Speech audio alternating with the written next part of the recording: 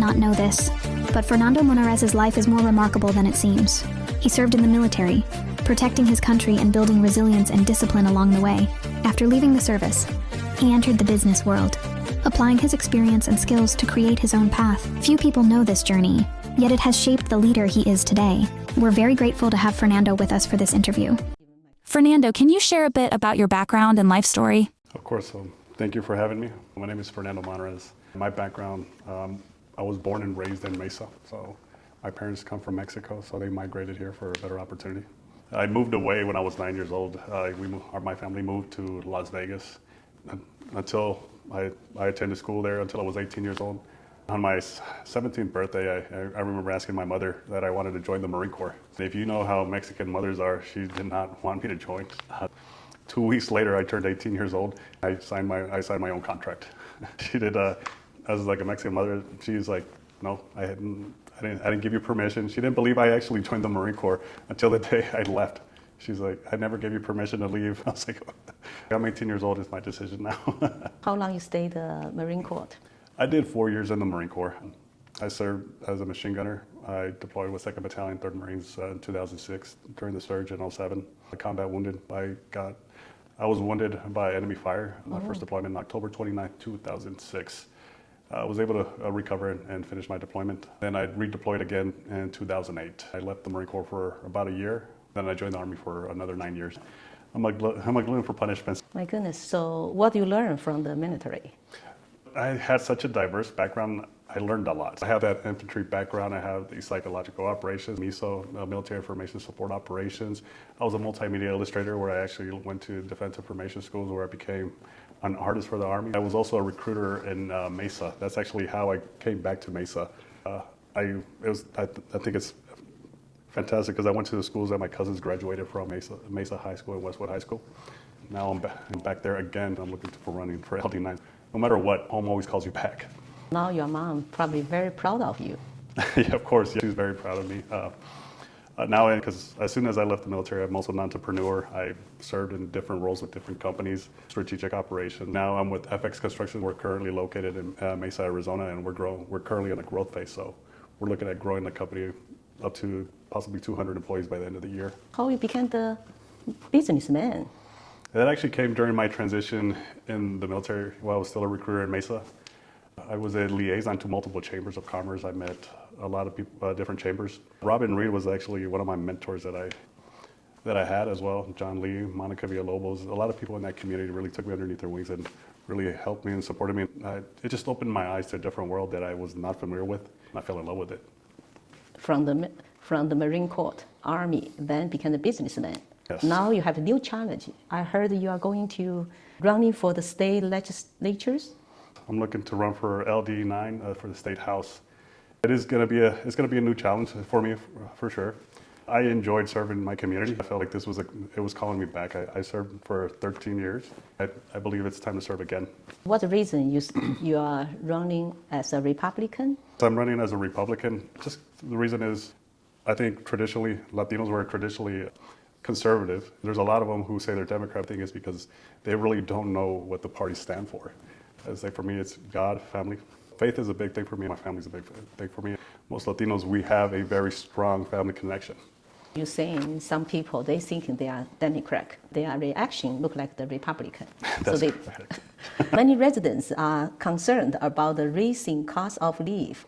If you elect, what specific policy would you support to help ease the financial burden of the families? Actually, I think one of the biggest policies that I see right now, I would like to see more being done when it comes to energy. Gasoline has obviously gone up, not specifically because of what's going on with Iran. I know that is one of the issues there. In California, a lot of the gas refineries are closing up. I think Arizona, we need to step up as Arizonians.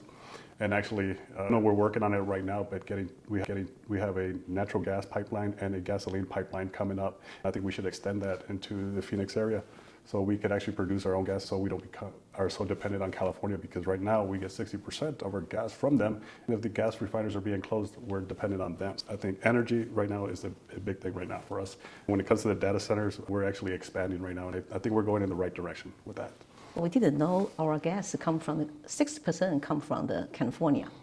What step would you take the support and promote the growing of the small business in Mesa? So I've always been a big advocate for small businesses. I ran Bunker Labs. I am currently a volunteer also for Warrior Rising.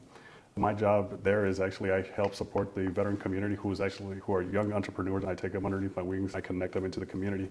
I'm also doing some other things in the background. I'm actually hoping to bring some defense programs into the state of Arizona. That's currently in the works. We'll see how that looks. Hopefully you'll see that in the news later on in the year. Can you tell a little bit that's the program? I'm bringing, one of the defense programs that I'm bringing is working with Army's research lab. The concept is pretty much to accelerate the prototyping and get it into the warfighter's hand. It's a much faster than the traditional methods. I'm working on that right now. You should see something about it later on in the year. Housing prices in Mesa and the greater Phoenix area have raised significantly in recent years. What the actions do you believe the state government should take to address the houses' affordability? I think permitting, and that's the first one. Get rid of some of the bureaucracy, so that way we can build faster. President Trump is doing this. I know it's at the federal level. Maybe we should look at something like this. I think we have too many big funds coming in. I know BlackRock, Blackstone, they've been acquiring a lot of homes, turning people into renters. I think we need to stop that practice. Because once again, it's the young, we got to make things better for the younger generation. What is your view on funding for public education in Arizona, including school within the Mesa Public School District? I think when it comes to education, that needs to be one of our priorities. Once again, I'm talking about investing in the next generation.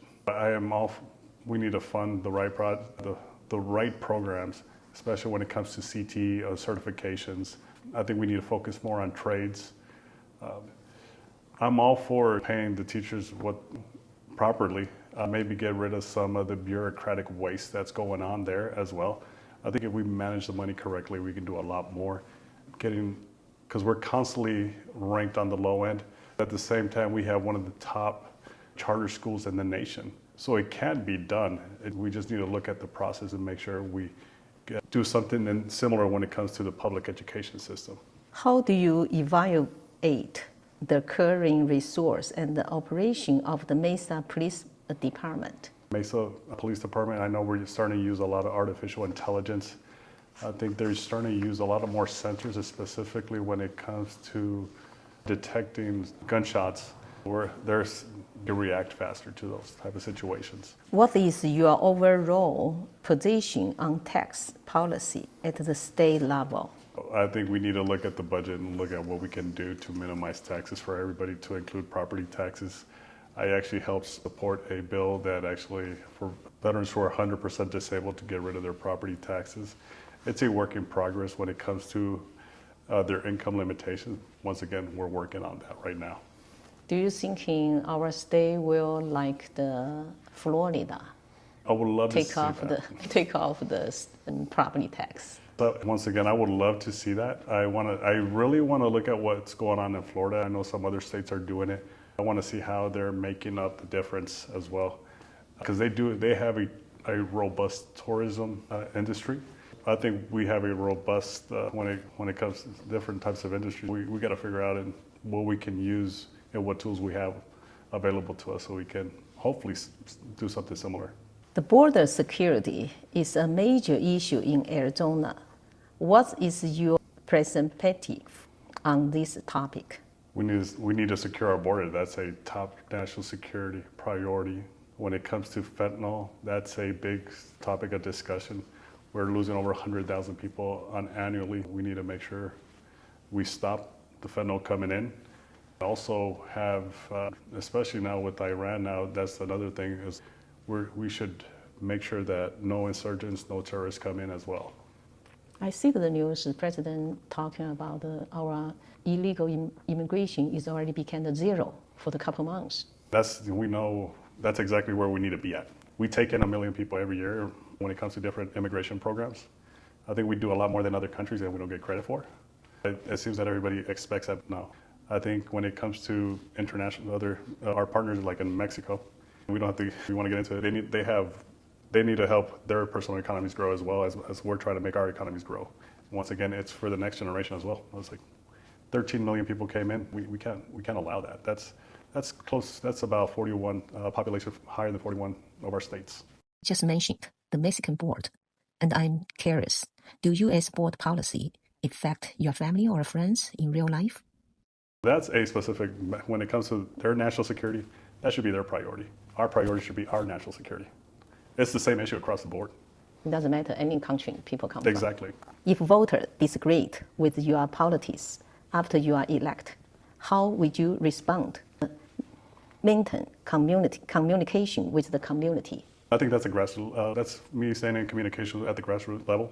You know what, at the end of the day, I'm not perfect. There's always going to be disagreements, and that's why we have two different parties. I think if we focus on the 80-20, at the end of the day, let's focus on what we can work on together. Why do you believe you are the best choice for the voter in Mesa? I think my background speaks for itself. I got 13 years in the service. I got 5 years as an entrepreneur. I'm going on almost 2 decades now. So I have a quite robust background. And I think the record speaks for itself. If you have the 30 seconds to speak direct to voters, what message would you like to share? I think a message of unity. At the end of the day, we have our differences when it comes to both political sides. I think I consider myself an all-American. Let's focus on the Constitution. Let's focus on making the future brighter for the next generation. It's not being selfish. I want to be a servant leader. That's for me. It's not about me. It's about the next generation. It's about my children, my grandchildren. Let's work together. We want to thank 我们 Fernando 非 for 常 sharing 感 his 谢 time and his story with us Fernando today, 今 from the 天抽出 military to 时间 business 与我 and 们 now to 分 the 享他的 political 故事 stage.。如果 Fernando 你有任何 Monarrez's 问 journey 题 shows 或 how 者是 every 想讨论的 experience 话 shapes a 题， leader. 请在 With 下方 courage, 留言。 dedication, and a 感 deep 谢你的 commitment 观 to his 看。 community, he steps forward as a candidate for Arizona's CD9, ready to serve, make a difference, and continue a story that is only just beginning. You have any questions or topics you'd like to discuss? Please leave them in the comments below. And thank you for watching.